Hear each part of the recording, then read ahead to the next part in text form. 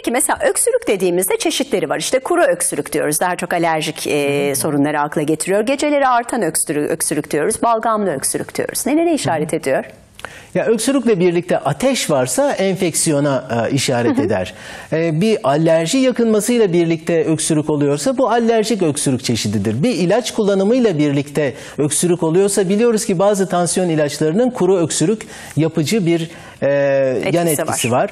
Gece öksürükleri ve özellikle yemekten sonra olan öksürüklerde reflü hastalığının da öksürük yapabileceğini hatırlamak lazım ve astım hastalığında da sinsi seyreden astımda da öksürük başlangıç belirtisi olabiliyor.